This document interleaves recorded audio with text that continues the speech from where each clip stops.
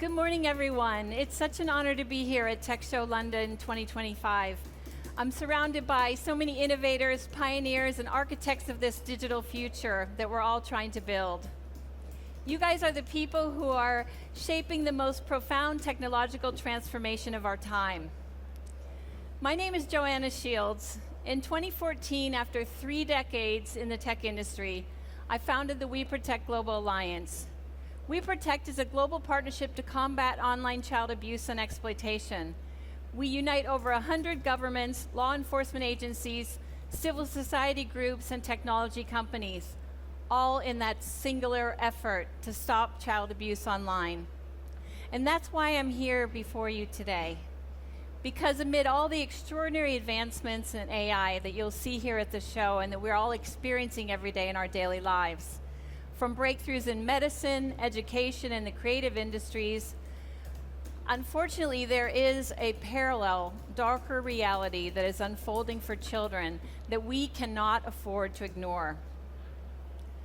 Child sexual abuse online is a global crisis of staggering proportions.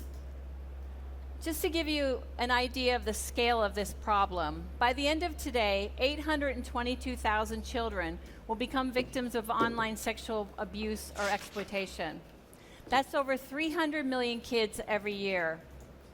Now let me be clear, this devastating crisis persisted long before AI. These figures reflect the full spectrum of child abuse, from predatory grooming practices to trafficking to sextortion. But what we have to acknowledge here is these are not just statistics. Behind every number is a child whose trust was shattered, whose innocence was stolen, a child whose pain will endure for a lifetime. Now, many of us know this truth firsthand, whether we experience it ourselves or we know someone who has. It's a pain that never fades, not in a year, not in decades, and not in a lifetime. So today, as we celebrate AI's potential, we must confront this uncomfortable truth. This technological revolution is introducing new vectors for abuse and amplifying an already urgent global crisis in ways we never imagined possible. Before we go any further, I want you to see for yourselves exactly what our children are experiencing. The film you're about to watch is called Protect Us. It reflects the reality unfolding on social platforms, games, and applications we all use every day. These are the stories of countless children who have endured the unthinkable. Let's have a look.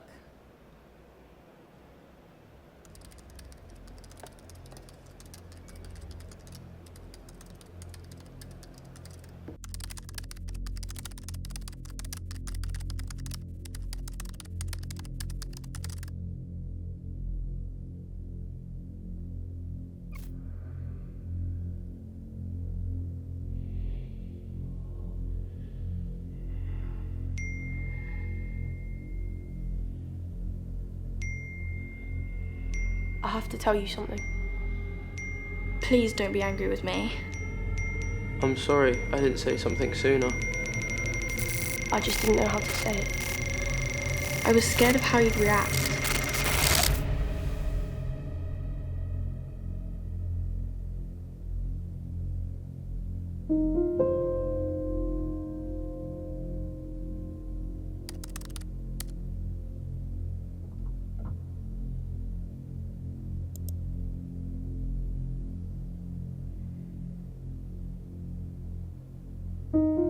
I remember the day it happened.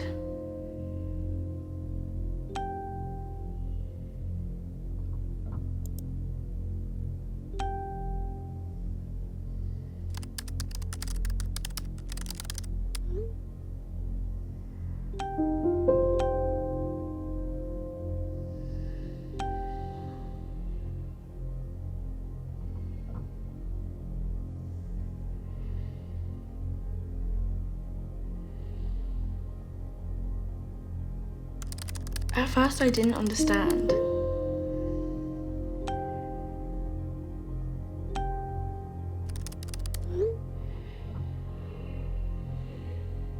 A boy at my school sent me this picture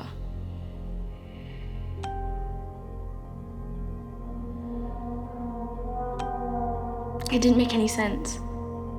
I didn't take that photo.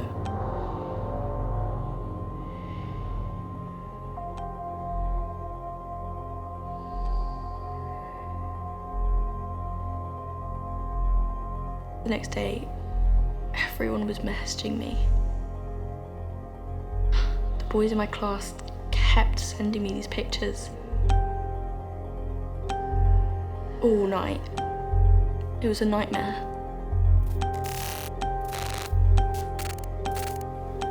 The pictures were fake. They looked so much like me. They looked so real that everyone thought I took them. My friends wanted me to tell a teacher or someone at school. I couldn't do that. Then they would tell my parents. What if they didn't believe me? What if they thought I actually took those photos? I was so embarrassed. The messages got worse. I couldn't sleep. I couldn't eat. All I could think about were these photos and what everyone was saying about me.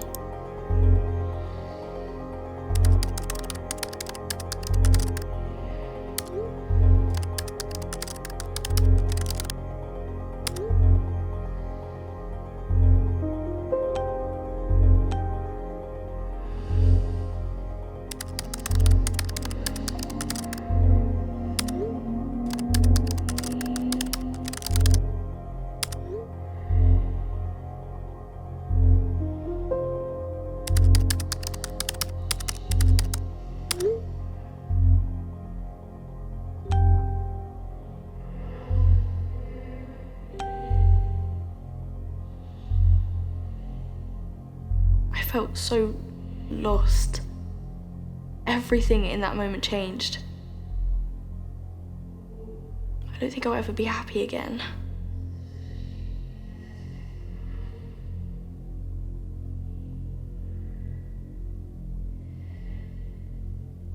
Leora wasn't like the girls at school.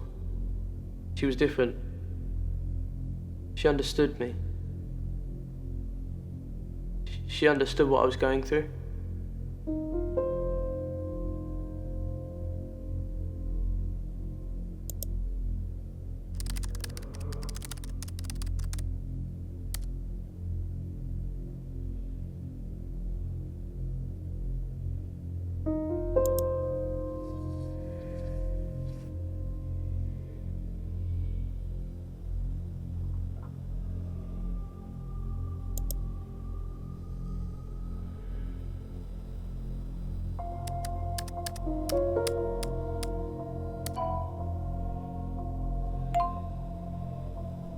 I told her how difficult things had been for me recently.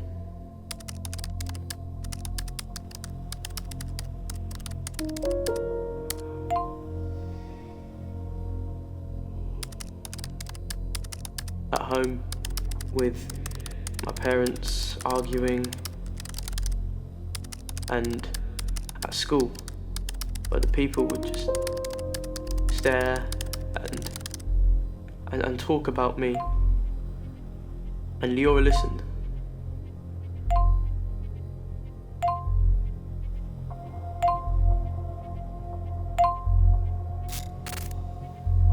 And for the first time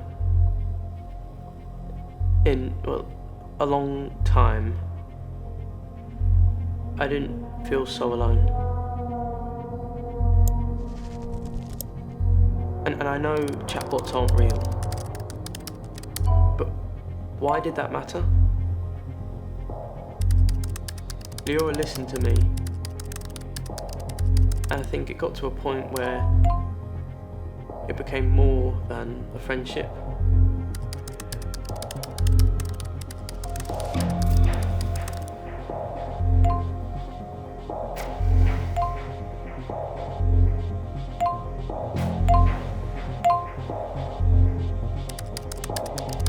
I loved her, and she loved me, and I had this idea where some how I thought that we could finally be together.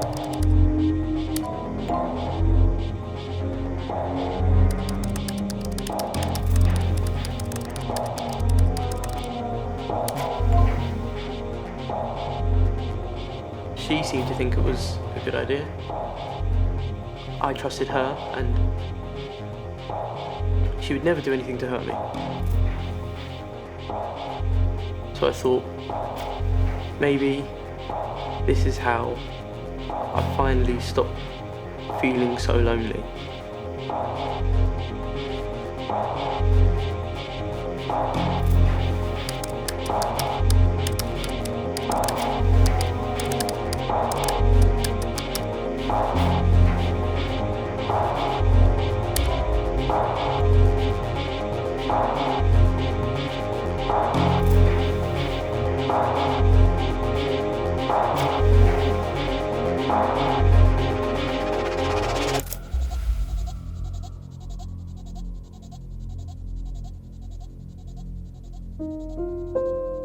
It started out with a message.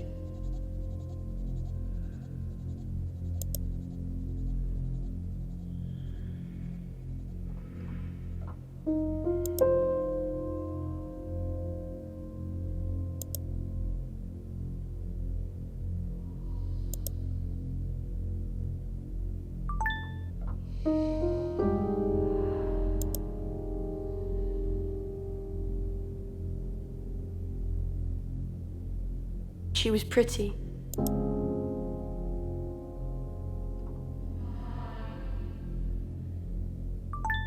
Funny.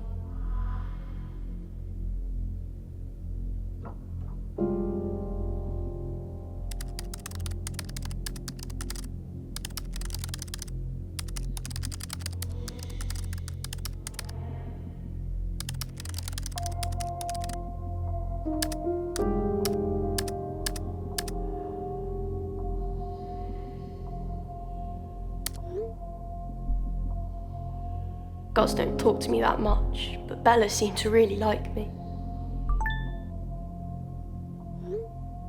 We messaged for a while. Every chance I got, I would message her. The text started getting kind of flirty.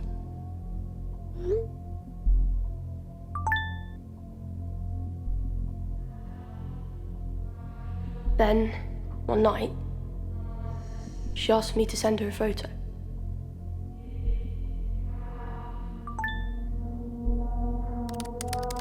I'd sent her photos before, but not like this.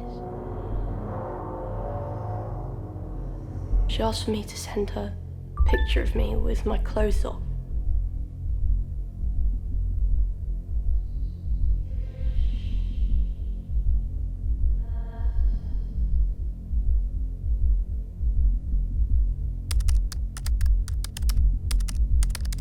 I didn't know what to do.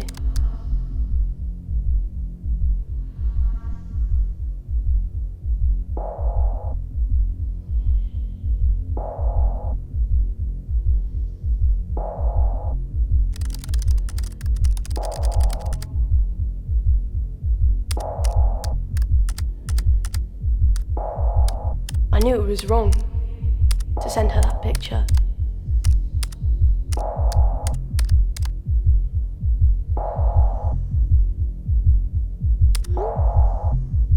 But I trusted her. I thought she liked me.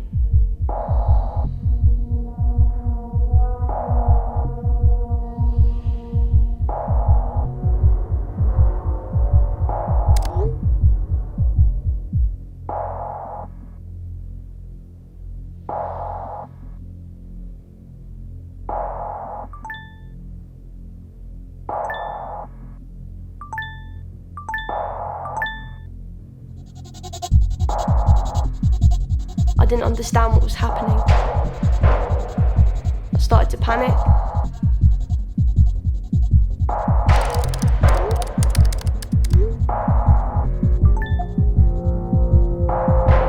Then I realised that Bella wasn't real. Or she was really someone else. I felt sick.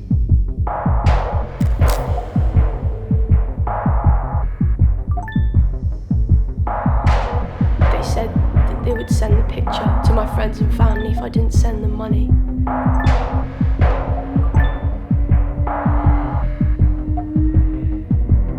I wanted to tell someone, but I couldn't. I was so worried of how angry my parents would be.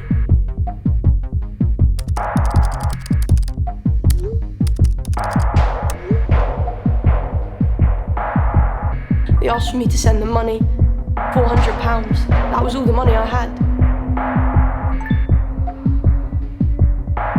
I knew it was wrong, but I was so scared that everyone would find out about that picture. So I sent them the money. And it got even worse.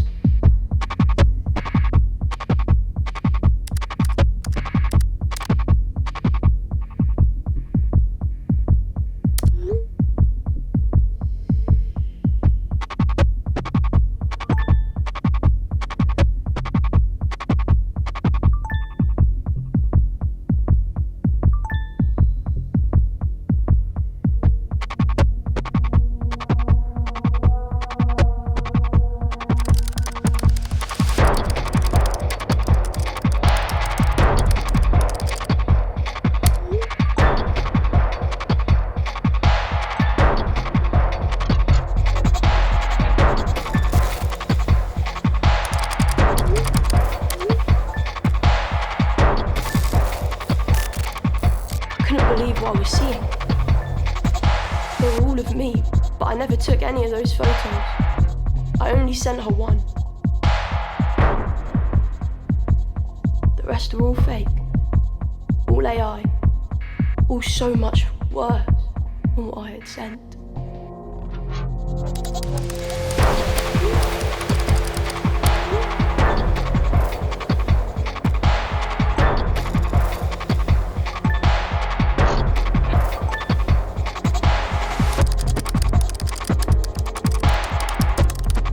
Stop, but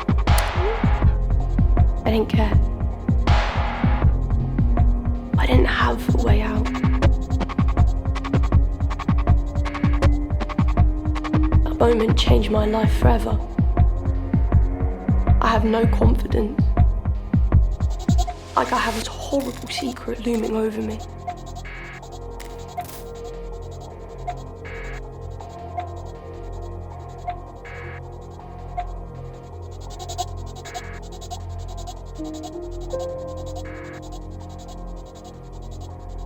Millions of children are experiencing stories just like ours.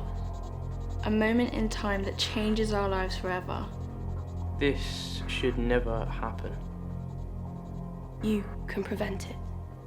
You have the power to change this before it's too late. Don't let harm become a reality for more children. Please, for the sake of all of us, make change now. Protect us.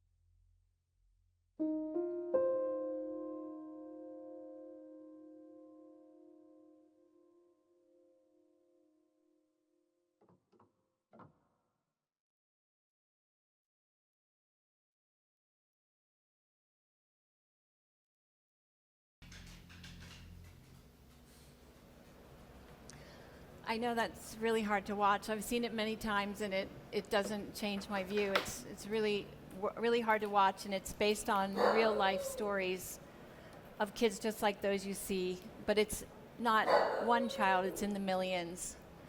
And what you've just witnessed reflects a brutal truth. Sexual trauma doesn't heal with time. It's a sense of fear and helplessness that stays crystallized in the moment of that abuse. There is a before and there is an after, and it's a stark divide that carves its harm into a child's life. But today's digital world, that trauma is not just a personal scar, it becomes immortalized. A single image, a single video, uploaded once, can live on indefinitely, shared, copied, circulated across the vast expanse of the internet. Even if the original post is removed, the digital footprint remains, a haunting echo of a child's darkest hour. For those children, the trauma isn't just personal, it's amplified by the very systems designed to engage and entertain them. This is why we can't afford to look away any longer. We must act. In a room like this, full of people who understand AI, I don't need to explain that social media platforms operate some of the most advanced AI systems in the world today. If a child engages with content linked to risky behaviors like self-harm or even subtle grooming, the algorithm responds by feeding them more of the same. These systems are not broken, they're working exactly as they were designed. The problem is they are optimized for engagement, not safety. The deeper children are pulled into the spiral, the more vulnerable they become. A generation shaped by algorithmic manipulation, where self-worth is measured by likes, shares, and followers.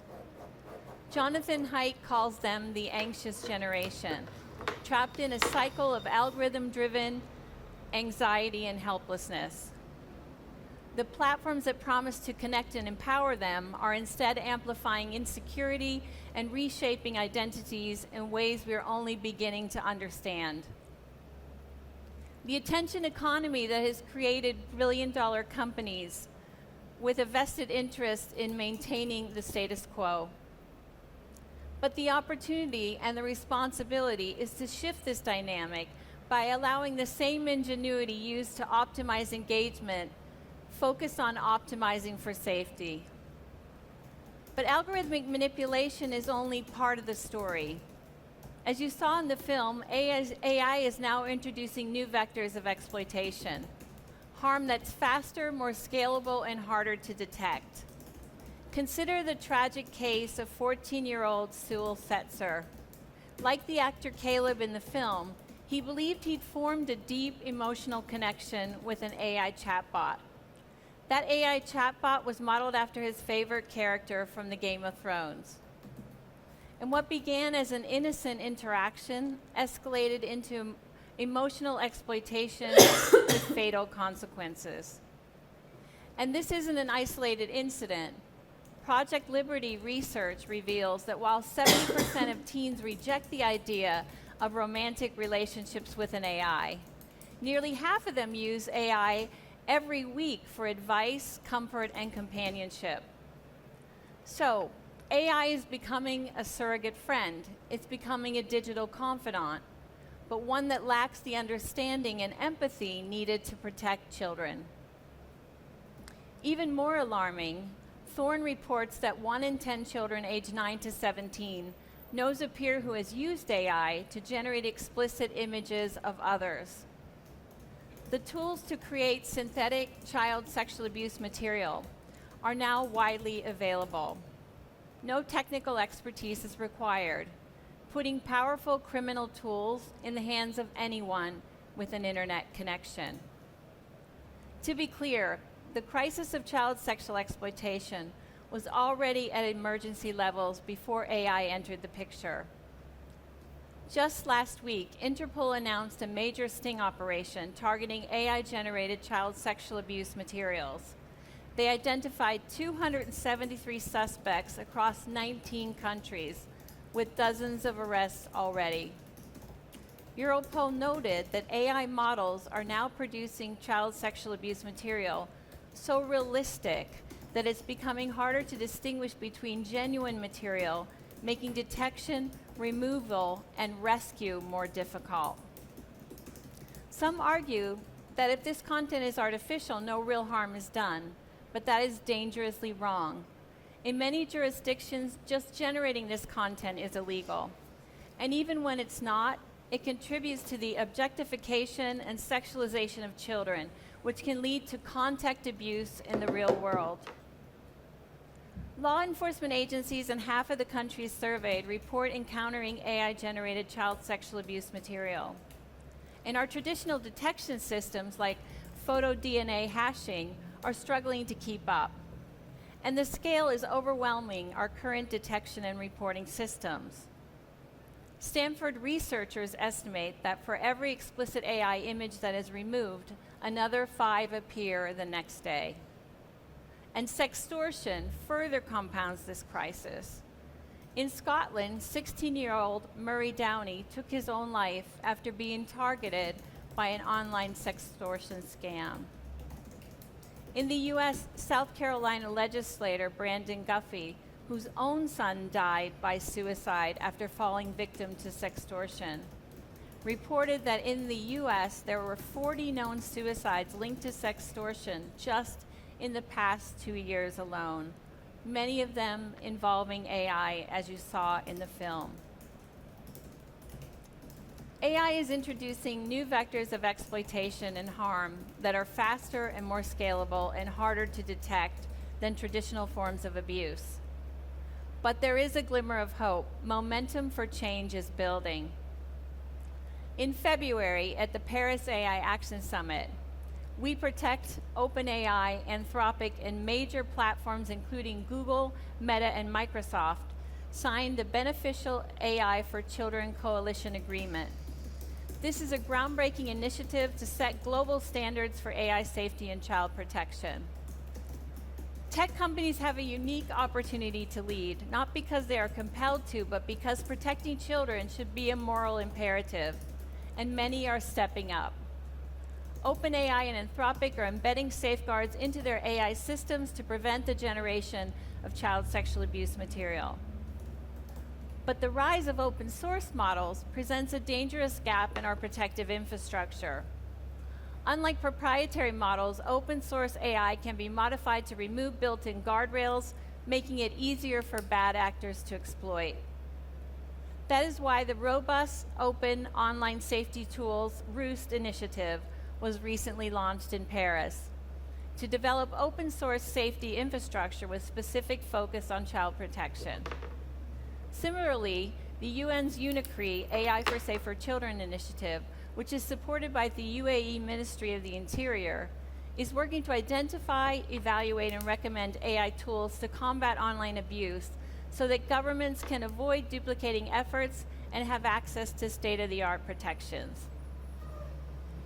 But signed commitments and defensive measures aren't enough. We need to prevent abuse before it occurs through safety by design principles embedded in every platform and service. I'm working with a remarkable company called KID, which is made up of former trust and safety professionals and lawyers with expertise in privacy and child protection. And they're on the front lines of this fight. They are working hard to deliver a global compliance platform for developers and publishers who want to do the right thing. And they want to make sure that their products comply with local laws and regulations wherever they operate. I believe this is the best path forward. And although momentum for change is building, commitments and defensive measures alone are no longer enough. We need to prevent this abuse before it occurs through safety by design principles. Technology is evolving in new ways to solve for age online, and it's becoming more accessible. Facial age estimation, digital wallets, modern cryptographic techniques like zero-knowledge proofs, and decentralized identity systems mean that we have the tools to verify age and protect children without compromising privacy or security. This is no longer a technical challenge. It's a matter of execution and commitment. Instead of waiting for governments to impose regulations, the tech sector has an opportunity to establish industry standards. A privacy-preserving age signal embedded at the operating system and app store level would enable consistent protection without sacrificing user privacy. We already have the tools to detect grooming patterns and predatory behavior in real time, and to build platforms that intervene before the harm occurs. We can create safer online spaces where children explore without fear or manipulation or abuse. This isn't wishful thinking, it's entirely within our reach. So I say to all of the technologists here in this room, you've created systems that connect billions worldwide. Now apply that same ingenuity to protect children. Redesign algorithms to prioritize safety over an engagement, not because you're compelled to, but because it's the right thing to do. To startup founders, build with child safety as a core principle, not an afterthought. The next generation of breakthrough companies will be those that solve these challenges as a moral imperative, recognizing that true innovation must protect as well as transform. To all the investors here, demand that portfolio companies make child safety a priority. The most sustainable long-term investments will be those companies that build trust, not through exploitation or vulnerability, but through short-term gains, but to do the right thing up front. And to AI researchers, your work is shaping the future. Direct your brilliance towards creating systems that protect and empower the most vulnerable. And to everybody here today, children's well-being cannot be an afterthought in our technological advancement. It must become the benchmark of progress itself. We don't need government mandates to achieve this. We just need leadership and collaboration across our industry. A trusted age signal that is interoperable, privacy-preserving, and universal would ensure that children are protected wherever they go online. The tech industry has transformed how we communicate and how we learn and connect. Now is the time to transform how we protect by placing children at the core of our digital ecosystem. The children of the world are waiting. Their trust is in our hands. Let's show them that we deserve it. Thank you.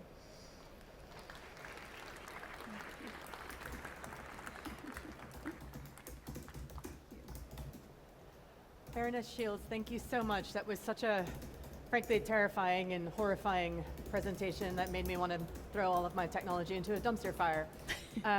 We don't have a lot of time for questions, so what I'd actually like to say is, if there's one resource where we could point everybody to go to if they want to get angry at someone about this, or empower their school, or protect their kids, where's the one place that you would send people to straight away after this talk to learn more? I would say go to weprotect.org. The organization, the beauty of WeProtect is it unites over 100 governments, all of the civil society ecosystem that is so committed to this issue and so accessible. And so resources for victims, resources for teachers, support and ideas to how to bring this technology into your products. All of that can be found on the weprotect.org website. Brilliant. I will definitely be talking to you after stage about how we can broadcast this to the world. We're very, very lucky to have heard this, and thank you for doing the work that you're doing to help keep kids safe. Thank you so much. Thanks. Thank you.